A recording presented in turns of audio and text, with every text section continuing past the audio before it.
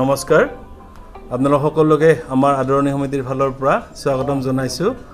আৰু আজি পবিত্ৰ বৰদিনত আপোনালোকৰ সহায়ত অসমবাসীলৈ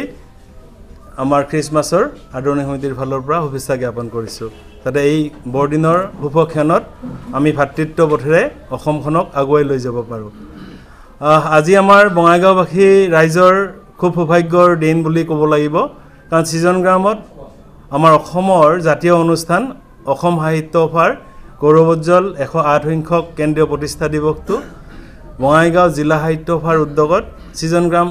শতদল শাখা সাহিত্য সভাৰ আতিথ্যত আৰু ছিজন গ্ৰাম ৰাইজৰ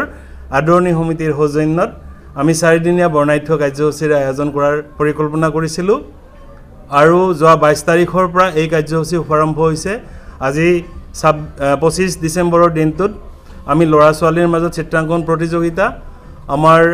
ভূপেন্দ্ৰ সংগীত প্ৰতিযোগিতা আৰু প্ৰতিমা বৰুৱা পাণ্ডে গীতৰ প্ৰতিযোগিতা আয়োজন কৰিছোঁ লগতে অহাকালি আৰু 27 তাৰিখৰ দুদিনীয়া মূল কাৰ্যসূচী আছে অহাকালি আমাৰ আছে আমাৰ সাহিত্য কাণ্ডাৰীসকলৰ যি প্ৰচেষ্টাত অসম সাহিত্য সভাই অসমীয়া ভাষাক ধ্ৰুপদীকৰণৰ মজিয়াত উপনীত কৰিছে সেই সাহিত্যিক কাণ্ডাৰীসকলৰ স্মৃতিচাৰণ সভা আমি আয়োজন কৰিছোঁ আৰু অসম সাহিত্য সভাৰ উপসমিতি আমাৰ আকাশ মহিলাসকলৰ উদ্গনিৰ বাবে আকাশ অনুষ্ঠান অনুষ্ঠিত কৰে আৰু আমিও অসম সাহিত্য সভাৰ কেন্দ্ৰীয় কমিটিৰ নিৰ্দেশ মৰ্মে আকাশ অনুষ্ঠানখন অহাকালি আমি 1 বজাত অনুষ্ঠিত কৰিম লগতে আমাৰ অসমৰ ডেকা গাভৰুৰ যুৱক যুৱতীৰ উজ্জীৱিতৰ কাৰণে আমি ৰামধেনু অনুষ্ঠানখনি ৰাখিছোঁ কাৰ্যসূচীত আৰু আমি সেই ৰামধেনু অনুষ্ঠানখনি 3টা বজাৰ পৰা অনুষ্ঠিত কৰিম ঠিক তেনেকৈ অসম সাহিত্য সভাৰ যি আমাৰ প্ৰতিষ্ঠা দিন 27 ডিচেম্বৰ সেই 27 ডিচেম্বৰৰ বৰ্ণাঢ্য কাৰ্যসূচীও আমি ৰাখিছোঁ আমাৰ 27 তাৰিখৰ মূল কাৰ্যসূচী আছে ৰাতিপুৱা 8:45 আমি কি কৰিম আমাৰ 108খন পতাকা ধ্বজা উত্তোলন কৰিম 108 বছৰ যিহেতু আমাৰ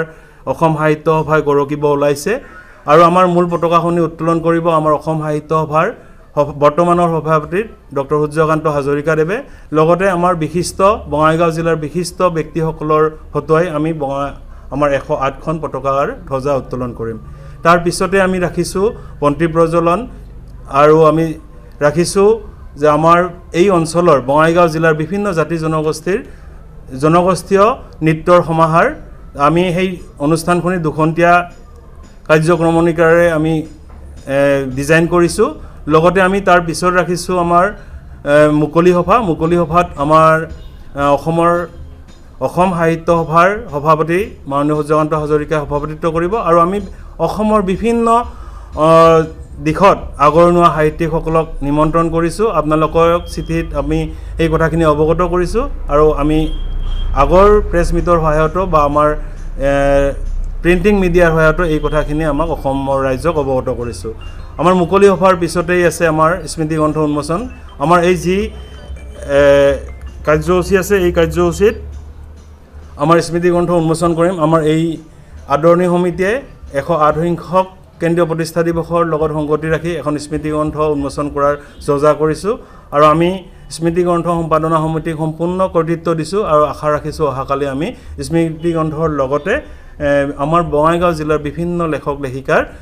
বহুকেইখন গ্ৰন্থ উন্মোচন কৰিবলৈ সক্ষম হ'ম গতিকে আপোনালোকৰ সহায়েৰে আমি অসমবাসী ৰাইজক আমাৰ অসমীয়াৰ ধ্ৰুপদী ভাষাৰ যি যাত্ৰা এই যাত্ৰাত সকলো ৰাইজৰ অংশগ্ৰহণ কামনা কৰিছোঁ আৰু আমাৰ এই অনুষ্ঠানখনি সাফল্যমণ্ডিত কৰাত আপোনাৰ সহায়ৰ হাত আগবঢ়া সেয়ে কামনা কৰিছোঁ ধন্যবাদ আকৌ এবাৰ বৰদিনৰ শুভেচ্ছা জ্ঞাপন কৰি আমাৰ প্ৰেছ মিটৰ উদ্দেশ্য সামৰণি মাৰিছোঁ ধন্যবাদ ৰঙাপাৰাবাসীৰ বাবে সুখবৰ আপুনি যদি দুচকীয়া বাহন ল'ব বিচাৰিছে তেন্তে এতিয়াৰে পৰা আৰু চিন্তাৰ কোনো প্ৰয়োজন নাই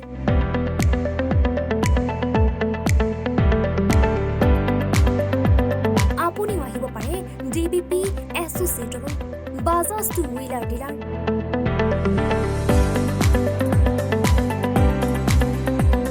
আমাৰ ঠিকনা